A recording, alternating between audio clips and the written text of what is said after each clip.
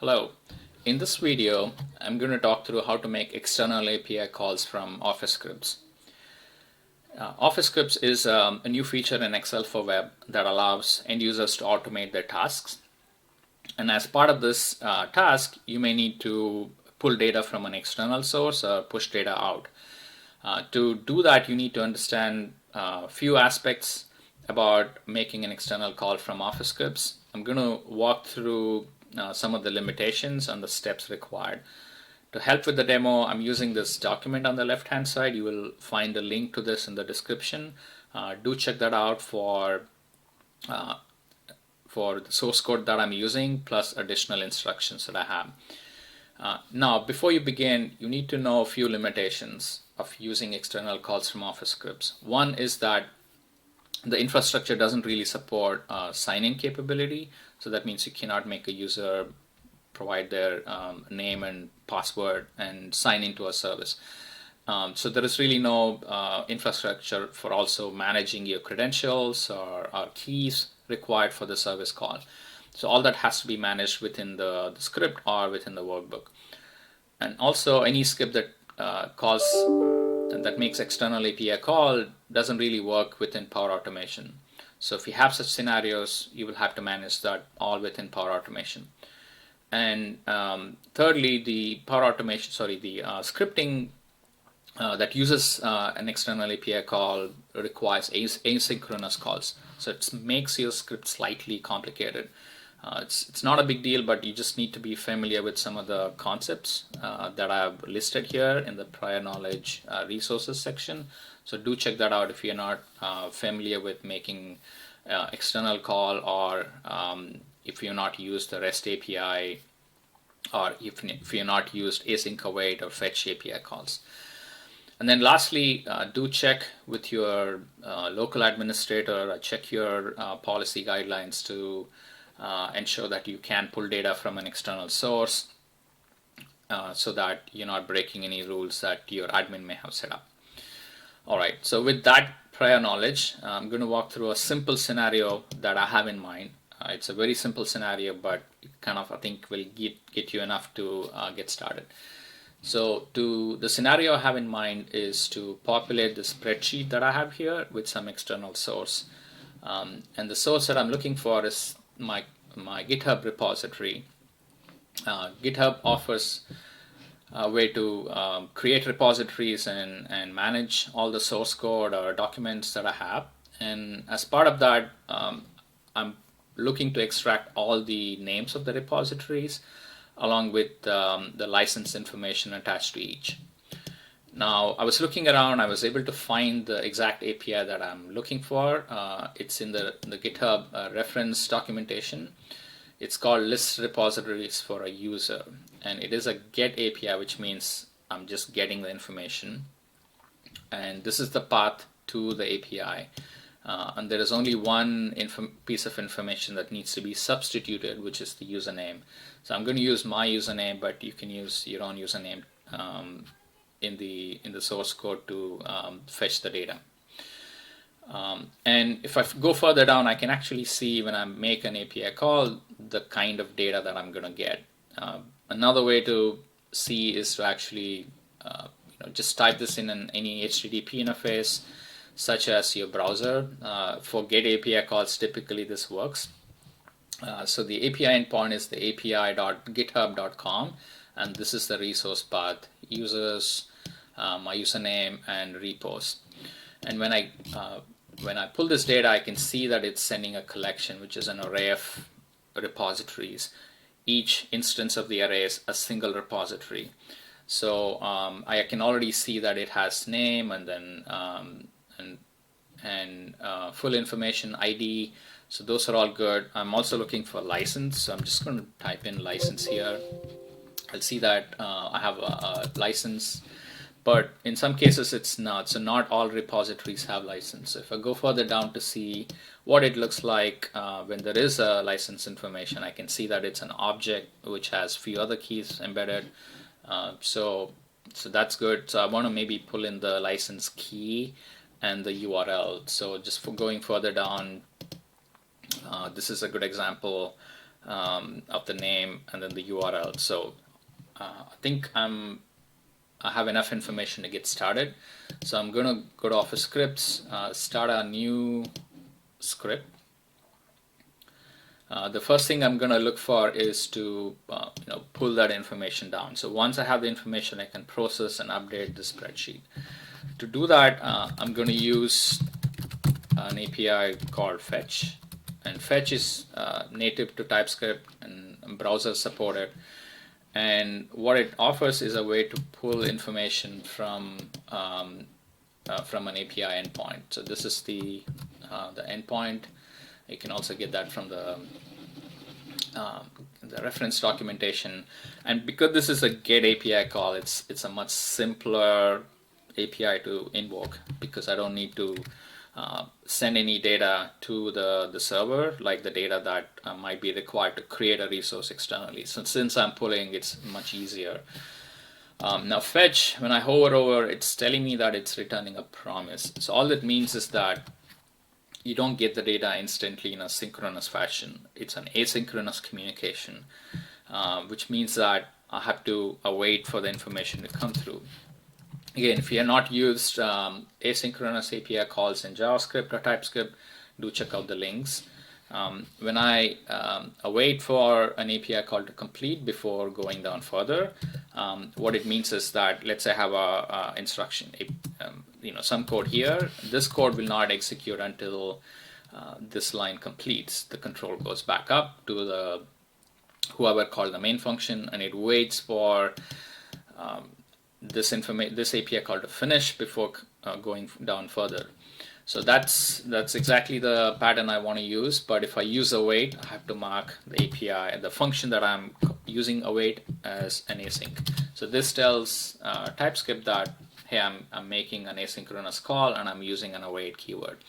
So response comes back, and the response has a few attributes. But the thing that I'm looking for here is the list of repos. So to do that, I know it's a JSON payload, so I can tell by looking at it. So I can say, hey, give me the list of repos, which is a collection, and say, I'll say response, and there is a JSON method, and this is also asynchronous. So I'll do that. So response also offers few other things, like I think whether it's okay as a boolean, whether it's okay to continue or not. So if you want to do error handling, you can do that. I think it probably has few other things like the actual code. You can look at the Fetch API documentation to see what's needed for doing complete error handling. So I'm not going to go into that, because the resource here, the link, offers all that information. So I'm going to assume that this is going to work fine and proceed further. So once I have the repos, I'm going to go through each of the repos and extract the information that I need. To do that, I'm going to just use a simple for loop. I'll say let repo of repos. That means go one at a time, and each instance here is going to be contained within the repo. So I'm going to create another constant collection. I'll call it just rows, and this is going to contain either string or boolean or number array. It's a two-dimensional array because I want to populate a grid of data here within Excel. So this is the TypeScript way of defining, and I'm going to initialize it with an empty array at the beginning. So inside this loop, I'm going to push what I'm looking for, in this case repo dot. So you'll see that I'm not getting any code completion. That's because I haven't defined what comes back. Now to do that, I have to use the interface definition that TypeScript offers. So I'm going to call it repository, and you can only selectively define what you need. So in this case, I'm using the name and maybe ID. So I'll say name is a string, ID is a string, The next thing I'm looking for is license. Now license is it's not a basic type, it's an actual object, so I'm going to have to define another type called license. So in here I'll come back and define another type called license, and I think I was looking at earlier, I'm looking for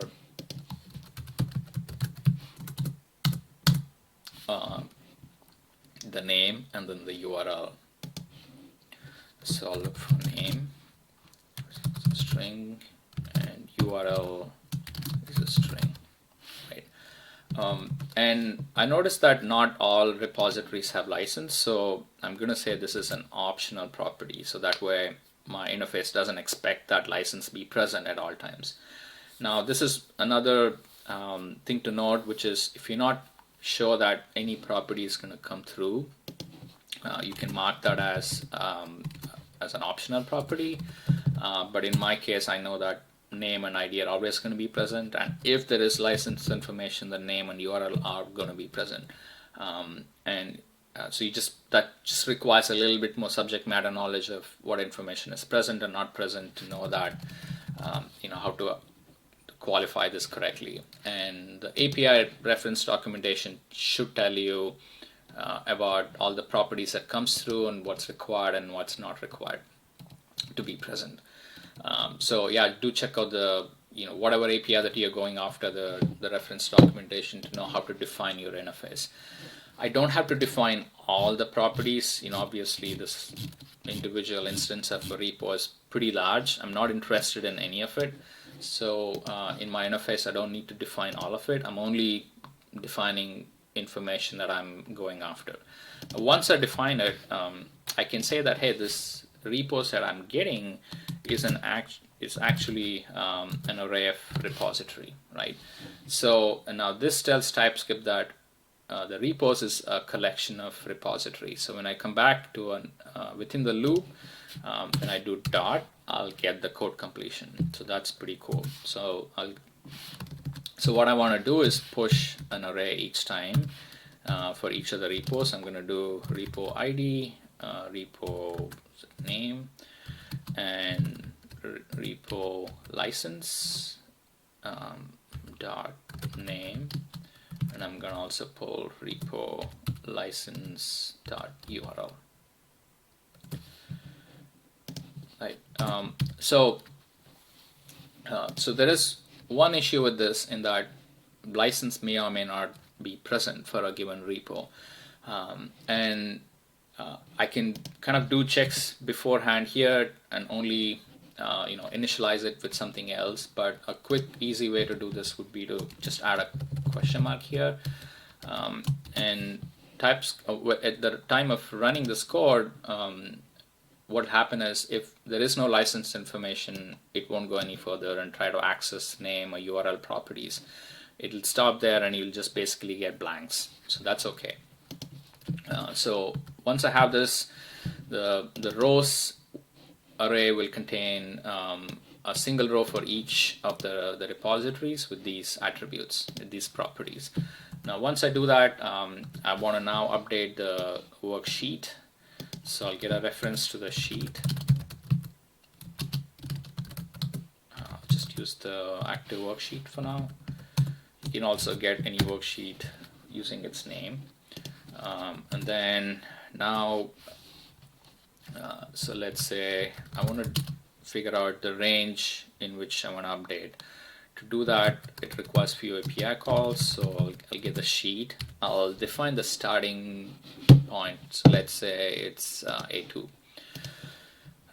Let's say get range A2, and then now I want to know the target range. So if it starts here, how big the data should be, how big the range should be. So to do that, I'll use the get resized range and pass in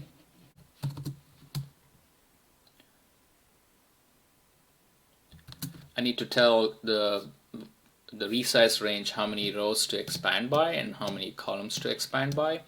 To do that, I'm going to use the rows array and get its length, which is how many rows, and this is 0 index, so I'll subtract by 1.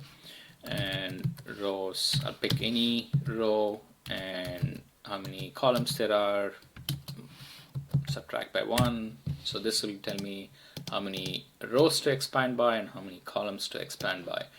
So once I have this, I'm going to use the range to set its values, and I'm going to provide the rows,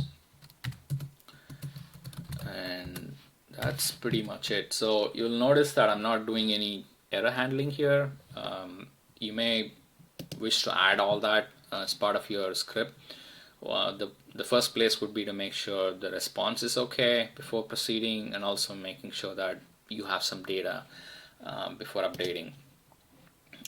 But for now, I'm just going to assume that all that is going to work fine, and I will just simply run this code.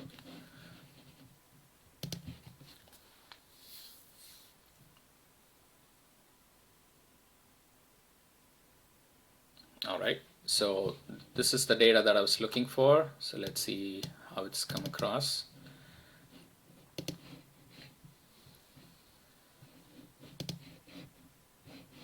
Okay, I'll close this for now.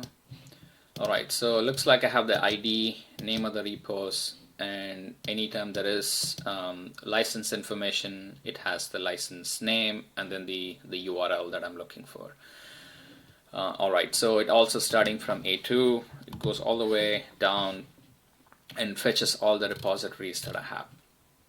Alright, so I think it's achieving what I wanted to do. You could do, you could go further and enhance this further. For instance, you may want to add the headers and then create a table on top. So all of that is pretty basic to do, and you can check out some of the other videos that I have to find out how to do such type of range formatting and adding table rows and all that. Okay, so hopefully this has been useful. So do check out the link to the repo where I have this documentation, and you'll find all the source code that I've used. And if you have any questions, please leave a comment. If you find this channel useful, please do subscribe and leave a comment, and that'll help me formulate my next video. All right, thanks for watching.